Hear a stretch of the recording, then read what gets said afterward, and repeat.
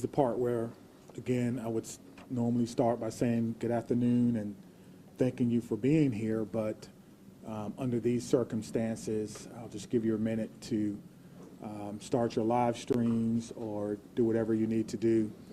And while you're doing that, my name is Chief Sean Barnes, S-H-O-N-B-A-R-N-E-S. I'm currently the Chief of Police for the Madison Police Department. I'll be providing a brief update of the school shooting that we had today in Madison. There is some information that we're not going to release because it's still an ever-evolving situation. You'll hear from some of our representatives from our city and from our county. And behind me are a lot of people who came together today to make sure that the day ended well and that everyone else was safe. So with that being said, I'll go ahead and start my remarks. Today truly is a sad day for Madison and for our country. It is a day that I believe will live in our collective minds for a very, very long time. Here are the details. Today at 10:57 a.m., our team was called to the Abundant Life Christian School in reference to an active shooter. We know that 3 people are dead, including the suspect shooter. We know that the suspect shooter was a teenage student who attended the school. At this time, we're not releasing the age or gender of the student or any other identifying remarks about the student. 2 other people have died. That died were a teacher and a teenage student. 6 other people were injured. 2 students are now in critical condition in the hospital, and these injuries are considered life-threatening injuries. 4 students are also at other area hospitals with non-life-threatening injuries. But these are just the physical injuries that we know about. We know that this was the middle of the day of a school day, and so there will be other injuries that we'll have to face for a very, very long time. And we're going to do everything we can as a community to heal those injuries as well. Many of you have asked me about the why of this. Why did this happen? What do we know? What was the motivation? I do not know. But I will tell you this, our detectives are working hard in the investigative process to find out as many answers as we can so that we can further prevent these things from happening, not only in this community, but in other communities around our country. I think we can all agree that enough is enough, and we have to come together to do everything we can to support our students, to prevent press conferences like these from happening again and again and again. The school building itself is clear. We have cleared the school. There's no other threats or danger to the community. We're in the process now of what we call reunification. And what that simply means is making sure that every student that was in the school is present and accounted for and returned to their loved ones. This usually takes a while, but we have practiced, unfortunately, and practice, and that's why we're able to reunify students with their parents within hours of a school shooting. The reunification is taking place at the Dean Clinic on Stoughton Road, and I certainly thank them for their help. Again, we need our public to find an alternate route. If that is your normal way home as we get closer to the end of the day, please be patient or find another route home. We're currently processing the scene. We're interviewing those who may have been witnesses, and we're obtaining search warrants to get additional information. And lastly, I want to just say thank you to everyone who's standing behind me, the organizations and agencies that they represent, the men and women of the Madison Police Department and Dane County Sheriff's Office who selflessly ran into a building not knowing what they were going to encounter. Many of you know this about me, but I started my professional career, if you will, as a public school teacher back in 1997. And I taught public school for 4 years. It was one of the greatest joys of my life before becoming a police officer. And I can tell you what a special place our schools are. With that being said, we owe it to our community to do everything possible to ensure that it's not only a special place, but a safe place as well. And we're going to continue to do that. So we ask for your patience as information is coming in. We will do the best that we can to bring you accurate and timely information, but we want to make sure that our public knows that we're working extremely hard on this particular incident. There are a lot of people involved, and certainly we're going to come together as a community. I'd like to bring up at this time Police Fire Chief Chris Carver. Thank you, Chief Barnes. Before I start, the only thing I can say is this is not a place that any fire chief or any one of us would ever want to be, and I can't believe I'm standing here today talking about this incident. The fire department is a part of this community, much like all of the folks standing up here with me today. Our hearts are with and our arms are around everybody impacted today and everybody within our community. With that, I won't repeat the details shared by Chief Barnes, but I will share with you the fire department activity for today. Much like Chief Barnes mentioned, at 10:57, we were also dispatched with Engine 5 and Medic 5 to the same location. Throughout the course of the incident, we responded with 5 engine companies, 4 ladder companies, 15 ambulances. I would like to take a moment and share our gratitude for our county partners throughout a multitude of EMS and fire agencies that joined us in the response today. We also had 11 off-duty chief officers that came in on this response, so it was a tremendous response from the fire department. We transported 4 patients to St. Mary's. We transported 3 patients to the University of Wisconsin hospitals. On the arrival of our crews, I can say my gratitude to our membership for what they did and their selfless actions today. It's hard for me to place into words what they ran into as well. They did that immediately, they did that selflessly, and within a course of 15 minutes from the first transport to the last transport, all the patients were on their way to the hospital. So to our membership within the Madison Fire Department and within all the emergency services, my gratitude, my recognition of the work that goes into this, the training that went into this, that again, we had hoped we would never have to put into practice. One more time on behalf of the Madison Fire Department, our hearts are with you, our arms are around you, and we will be with you throughout the duration of this. So at this point, I'll step aside, turn it over to the mayor. Thank you, Chiefs, both of you. This is an incredibly sad day for our community. As you've heard, there is no danger to the community at this time, but our entire community has been impacted by this tragic incident. On behalf of the Common Council and the City of Madison staff, I want to offer our heartfelt condolences to the victims and families and to the whole Abundant Life community. Our focus now is on supporting them and supporting the victims and their families. And we will continue to do that through the coming days and weeks. I also want to thank our first responders, the police, fire, the medical staff, for their quick action and their life-saving efforts. As you've heard already, this is a whole of government response. It is not just police and fire. It is not just City of Madison. We have folks from all around the county. We have folks from multiple agencies engaged in both the initial immediate response and the ongoing support, and will be engaged for days and weeks to come. I also want to thank the White House and the governor and others in the federal government and state government for reaching out to offer their support and help. We will be drawing on resources as needed going forward. But the most important thing right now is to make sure that we are centering the victims and their families, and that we are doing whatever we can to support them and to help them heal, and to lift our entire community up through this difficult incident. I am on record that I think we need to do better in our country and our community to prevent gun violence. And I hoped that this day would never come in Madison.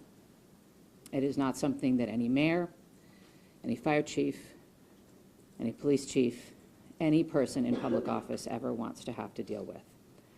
And so I will ask our entire community and our entire country to do whatever we can to make sure that no public official ever has to stand in this position again. And now I'll invite the county executive to the podium. Good afternoon, everyone. Today, our community is reeling from the heartbreaking and senseless tragedies at Abundant Life Christian School in Madison. As a mom who received a text from her son at a high school here in the city of Madison wondering if he was safe, I can tell you, this hits you in the gut. Our community is better than this. Our country is better than this. Cannot continue. My heart goes out to the victims and their families and the students and the educators, and the list goes on and on. Every one of us is affected by this unimaginable and unacceptable violence that has hit our community today. School community. The Sheriff's Department, the Department of Emergency Management, Department of Human Services have all been on the front lines. My phone has been ringing from people across our state and our nation asking what it is that they can do to help our community. And right now, it is our time to be committed to supporting this school, these students, and these families, and our first responders who went into that building during this devastating time. We must work closely with our law enforcement officers and first responders, mental health professionals, community leaders, and policymakers to ensure that we are taking care of one another. No community should ever have to endure such a tragedy. And my administration is going to do everything that it can to provide assistance to those who have experienced this devastating loss, and also do everything that we can to prevent such tragedy from occurring. To all of those who are grieving in our community, please know that you're not alone. Dane County stands with you. We're here to support you in any way possible. Please reach out and ask for help. The governor's office, as well as the mayor's office, and I will continue to update the public as we learn more. But please understand, there are many things that we cannot share with you right now. This is an active investigation. This is an active case. The SSM Health Clinic near the intersection of Buckeye Road and Stoughton Road is the Reunification Center. I know that that has been out, but we need to make sure that folks know where it is that they can go to be reunited with their children. Again, in the coming days, we are going to make sure that we are supporting those that have been most impacted by this. But folks, reach out, ask for help. This does not need to be the reality of our community. Thank you. All right, we'll start over here with questions. Just raise your hands. Tell us, how did this unfold? Can you give us a bit of a timeline, how your officers got into the building? Sure. We received the call at approximately 10:57 a.m. Someone from the school called 911 to report that there was an active shooter. That means something different to us, obviously. There's different protocols that go out, tone alerts even, so that even if officers are busy doing other things, they respond. One of the things that I do want to note is that our training center is about 3 miles from there. We have special event team medics, those that work with the fire department, responded to this particular scene from their training day. So what began as a training day became an actual day. And so that's how this call originally came in. Nicholas, did you have a question? What can you tell us, if anything, more about this shooter and what their motivations were, or have you made contact with their family members? Anything updated on that? Sure. There's nothing new that I can tell you about the shooter at this time. Again, as difficult as today is, that's still someone's child that's gone. That's still someone that has to deal with what happened today. And so we want to make sure that we can ensure as much cooperation as we can. You asked me about why, as I stated before, I don't know why. And I felt like if we did know why, we could stop these things from happening. But what I will tell you is, as soon as we are done with the investigation, any information that we uncover that will not compromise the safety of anyone involved or compromise the confidentiality of any of these children that are involved, we'll tell you. I just ask for your patience. All right, over there, sorry, go right ahead. Chief, what kind of gun was used today? We know it was a handgun. We know a handgun was recovered. All right, sit down right there. Was the shooting confined to one classroom, or did it spread out throughout multiple? We know it was confined to one space. I do not know if it was a classroom or a hallway. One of the things that we've gotten very good at, certainly different from in my day, is that if you do not need to be in a crime scene, you do not need to go to a crime scene. And so the crime scene and those persons who were involved, they have that crime scene locked down. I did not go or enter into that crime scene. But if you can imagine, most schools, the students go together, but they are segregated. So on each different floor, on each different group. And so there's no evidence that anyone else was injured that was not in the age group. Danielle? What can you say at this time about how school staff responded when the shooting started? I cannot speak to how the school staff responded. You know, we did have injuries, but it could have always, of course, had additional injuries. I do not know what the school's protocols are. Again, this is a private Christian school. I know that we have a very good rapport with MMSD, Madison Metropolitan Schools, public schools. So we have done trainings for them before, but I would assume that most of the teachers have the same or some similar type of training as a part of their certification. There's conflicting reports online about how many students are enrolled at the school. Can you confirm approximately how many students attend the school? I do not know how many students attend the school, but their website says that they serve about 200 families. Right in the back, white. What kind of support systems are going to be made available to people who are affected by the attack? That's a good question. As you heard from our mayor and our county exec, we have services within our government that will be made available to them. I have a lot of confidence that they're going to follow through on that, and we'll make sure that that persons who need to. Do you guys want to speak to that? So, Dane County Human Services, as well as the Red Cross and other consolidated agencies, are already on scene. And we will continue to be on scene, and those resources will be bolstered. Again, please reach out. You are not alone. We are going to navigate this together, and there are people who are affected by this trauma who are not in the Reunification Center or at the school. We need folks to be reaching out because we do have resources available. Did you know if Abundant Christian Life School, did they have a school resource officer employed? It's not my knowledge that they had a school resource officer, that if they did, it would be a police officer, and I know where they all are, and they're not in the schools right now. Dixie in the back there. So in terms of witnesses that you mentioned about investigation, what is that looking like, and how many Sure. witnesses are you guys speaking of? Sure. So the detectives will talk to anyone who may have seen this particular event unfold, anyone that may have been unfortunate to hear something. They will be talking to them. It's my understanding that that's in process now, and everyone is cooperating fully.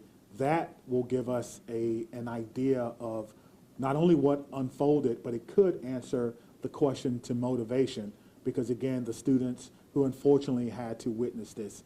But that's not something that we want to rush. We're not going to interrogate students. We're going to give them an opportunity to come in and speak to what they may have saw when they feel ready, which is why some of these questions can't be answered right now. All right, Spectrum Road. How do you reassure the community that it's still okay to go back to school? I mean, everybody's got kids, and I think, maybe it happened at this school, but there's everybody that's got a kid anywhere, right? This in Dane County, it's gonna be hard. Yeah, I think you're asking me, how can I say 100% that no child will ever be harmed in school? I can't. No police chief can. But all I can tell you is that we have systems in place so that if something happens, we can respond like we did today. I can tell you that our mayor and our county exec has committed resources to not only public health, but also mental health. I can tell you that every teacher that I've ever had contact with at MMSD cares deeply about their students. Every staff member, I talk to staff members all the time who tell me things that are going on in the schools, and want to do whatever they can, even if it's under anonymity, to let me know that they want to have a safe school. So my reassurance to the public is that if you see something, say something. If you know someone who may be going through a difficult time, please reach out to someone. And I think what I can do is make sure that our police department is transparent and open and honest and inviting for people to call and give information. I think MMSD does an excellent job of that, and the same thing can be said for any other private school. If you want to give information or you need someone to talk to, I can promise you we'll have someone there to get that information. All right, then?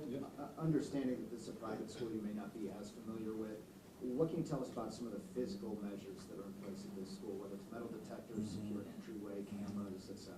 Yeah, that's a good question. I've never been in this school, unfortunately. I'm not aware that there were metal detectors in the school.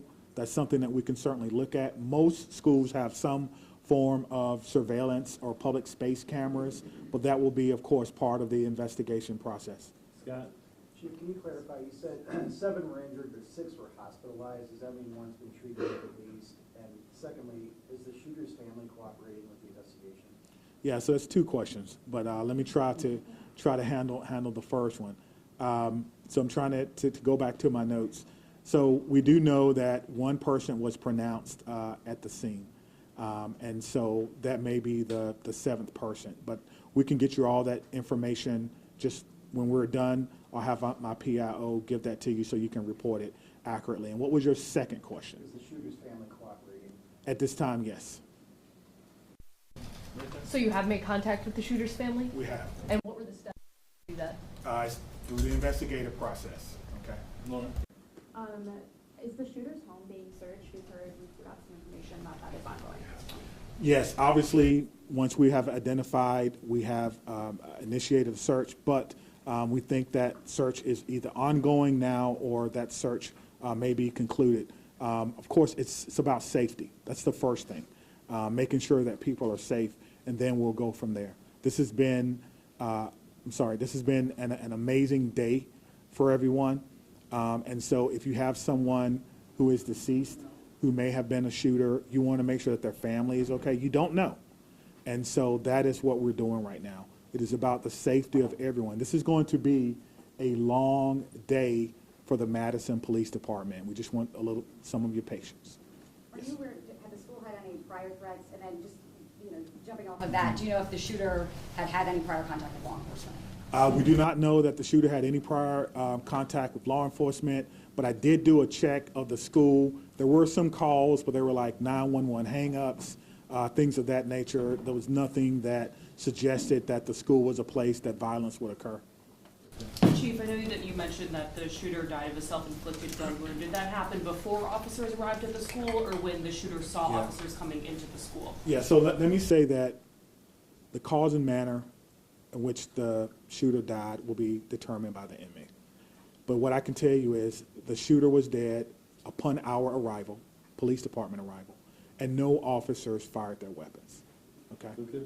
What are these search warrants you're executing? Are they at the residence on like a device the shooter had? What do you, I'm sorry. The extent of the search warrants. Yeah, so the extent of the search warrant is to be able to go in a place that we don't have permission to be in and make sure that everyone is okay. And then if there's any evidence that we think we need to collect, we could only do that with the use of a search warrant. And so, again, we have to determine if there is evidence that we will need. Everyone wants to know what led up to this. Are there any additional threats to public safety? Is this person or was this person by themselves?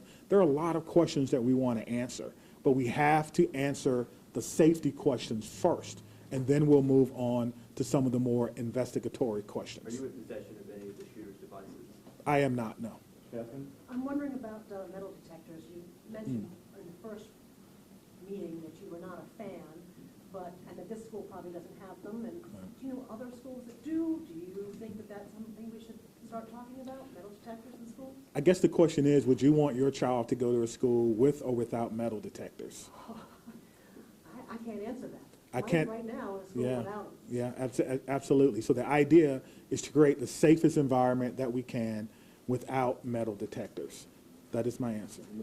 Chief, this was a shooting at a Christian school right before the Christmas holiday. Can you address the impact of that? And is the Christmas holiday at all, in your belief, related to as a motivation for the shooting? Yeah, so to the question of motivation, we don't know why, but to the question of so close to Christmas, we have a lot of people going to be impacted. If it's a Christian school, then obviously our holidays, our Christian holidays are very important to the students, very important. It's a time for family. Students probably getting ready to go out on break, and now the break will be a little less about celebrating Christmas than more about celebrating perhaps friends and loved ones and staff members who perhaps lost their life. That's why I'm asking everyone to, of course, keep Abundant Life Christian School in your thoughts and in your prayers, and we'll get a couple more, okay? Okay, real quick, Phoebe.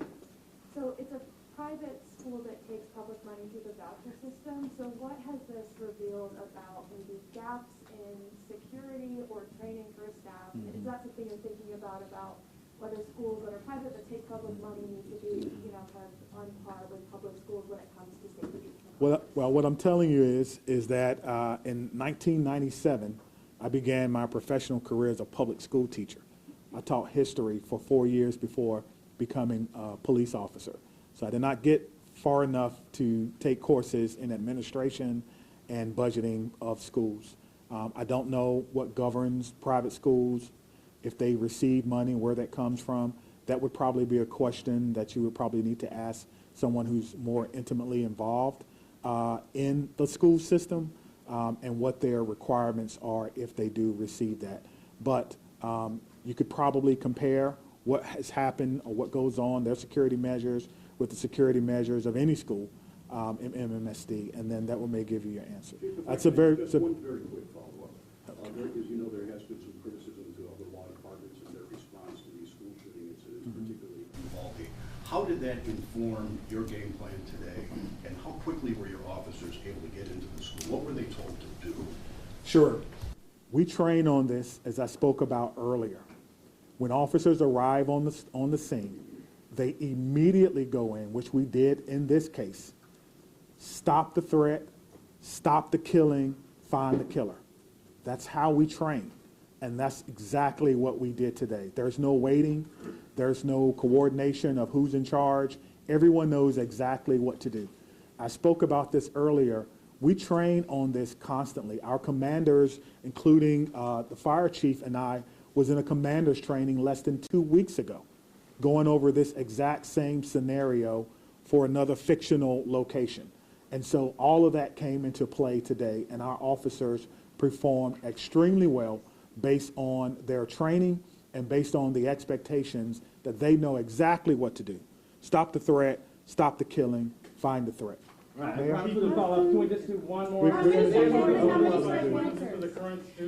Hold on, right here. Thank you, all. Yeah. I think the questions have been asked, and we're straying a little far from what's most important at this point in time, and that is the victims and their families. I have 3 things to add. First of all, there is a lot that our community can and will do in the coming days to support the victims and their families, and we will have more information at future briefings.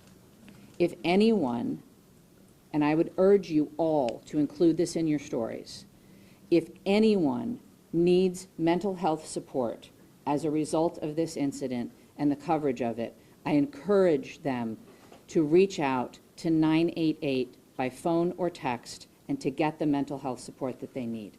It is incredibly important that we take care of our community in this very difficult time. We all have a role in preventing gun violence. Our entire community needs to be part of the solution here. There are many things that we can do, and we can have those conversations in coming days. But first and foremost, what needs to be the priority for all of us is supporting our young people. And that is where our community's attention needs to turn at this point in time. The police department, the fire department, the city, the county will share additional information about the investigation as it becomes available. But I urge you all to help our community find resources to support their mental health and to find resources to support the victims and families at this time. Thank you all. Where can people go to see your updates? What can you tell them? It'll be on cityofmadison.com. Me, Stephanie, and Cynthia will stick around to answer any other questions, but that's all. Let me say just before I go, because the mayor mentioned that this was a whole of government response. It certainly was, and there's so many people that we want to thank. We cannot thank everyone, but it's also a whole of law enforcement response. Even though we are in different agencies, we all have the same training. And so I want to thank our partners with the FBI who are here with me today, partners with the ATF, Dane County Emergency Management. Of course, we already talked about our fire department.